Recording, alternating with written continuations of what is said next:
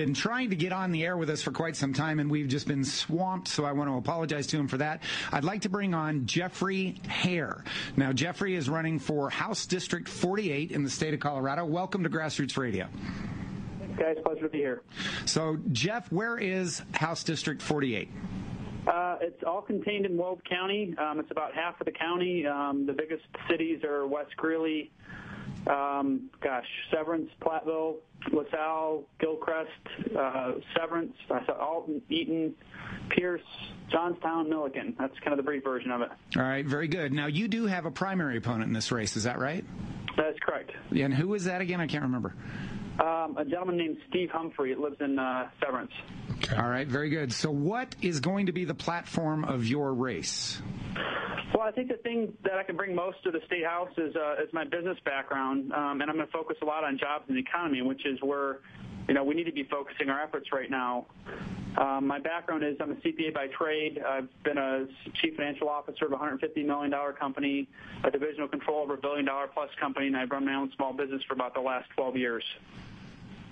Okay, very good. Well, so let me ask you a question as a CPA. If you lose $2-point-something million on a state fair, do you think you should still have it? Well, that doesn't sound like a very good way to spend taxpayers' money, in my opinion. Well, in my opinion, anything that we're losing money on that is frivolous like that, and I'm sorry to call it frivolous, but in this day and age, when we've got a federal government that's bankrupt, we've got a Colorado state government that is on the brink of having all these things come at it that will cripple it, you really have to make some hard, tough decisions. And to have a state fair, to me, is like going out to dinner, right, at a fancy restaurant when you can't pay your rent or your mortgage. It just doesn't make sense. Absolutely, and I think that's one of the things I can do is bring some tough decisions, because I've been in big business and budget decisions, and know that you can't have your cake and eat it too in some cases. And the reality is the world has changed. Our economy has changed in the last 25 years, and unfortunately, the way we budget and the way we choose to spend our money hasn't compensated for those changes. And Jeffrey, I'm actually looking at your website, and it's HareforHouse.com. I have a question, because this is obviously Weld County. It's pretty conservative. You actually put something in there that I'm just curious about. Both dad and stepdad were union members of the UAW. As a conservative, why would you tout that? I'm just completely curious. Well, I don't think it's touting as much. I know it's not much of an issue in Colorado, but I think it gives me a basis for understanding, people from all walks of life, so to speak. I grew up in a small town, and I grew up heavily influenced by manufacturing, and I've seen, the slide and change of manufacturing over the last 25 years.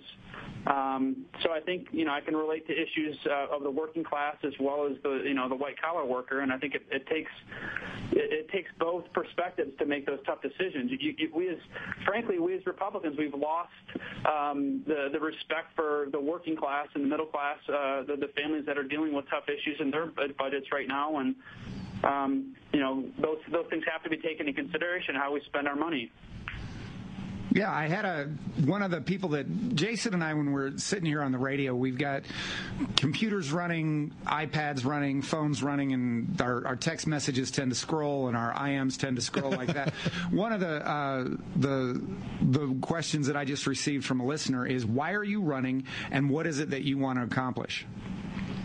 Well, I appreciate some of the comments you guys made in the first half of the hour on corruption of government, big business, just the influence. And, frankly, the Citizens United case at the federal level was kind of to me, the death knell of politics. It's what's wrong with our politics, both at the federal and state level.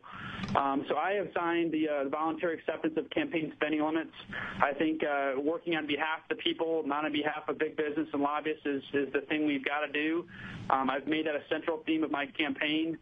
So I want to see good representation, people that are, have a lot of integrity, that bring honor to their constituents, and that forces me, given the circumstances, to to be interacting with the people in my district on an ongoing basis and really asking for their support financially, as opposed to, getting a couple large donations and then potentially being beholden to what those lobbyists are wanting me to do. Well, Jeffrey, I'm confused because I'm pretty sure there's campaign spending limits no matter what for candidates running for the State House. So my curiosity is, that sounds a lot like something I'd hear out of somebody down at Occupy, not so much a conservative candidate.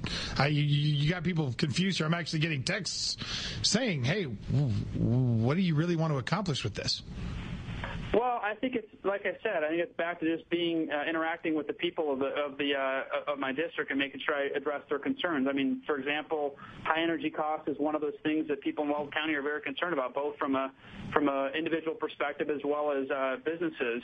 And so I think we've got to go after the kind of the green energy economy and what's being forced on us in terms of use of green energy sources, and get back to let the free market decide what the best sources of energy is for Xcel and the other providers. All right, very good. I have a couple other questions for you. Have you filled out the Rocky Mountain Gun Owners Survey, and have you taken the cut pledge, no new taxes?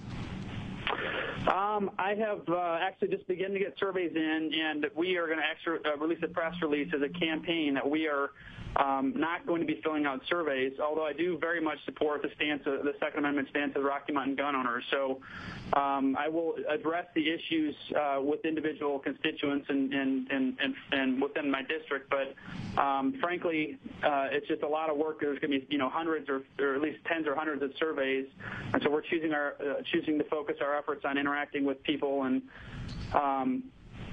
Jeff, I'm going to back you up on that. There's going to be tens of surveys. I don't want you to think there's going to be hundreds. There aren't that many greatly organized groups here in Colorado. In America, there are, but you're running for State House, not for Congress. Well, so there'll be tens of surveys, which there are two surveys, in my opinion, that are a must for any candidate, and these are things that I look to that make a lot of difference in how I evaluate a candidate. Number one, are you willing to fill out the Rocky Mountain Gun Owners Association survey? Number two, are you willing to sign the Colorado Union of Taxpayers pledge for no new taxes? Because a lot of people tap dance and say, oh, I'm all for the Second Amendment, but they won't fill out that survey and explain their Second Amendment views. Then you've got the Colorado Union of Taxpayers that say, no, I'm not going to support any taxes whatsoever, new taxes. And, those are Colorado-based organizations. Those are things that are important to voters to know. And if you're unwilling to fill out those surveys, to me, you're unwilling to answer those questions. Now, we're going to run to a break, and when we come back, I am going to give you the first word on that. We'll be right back.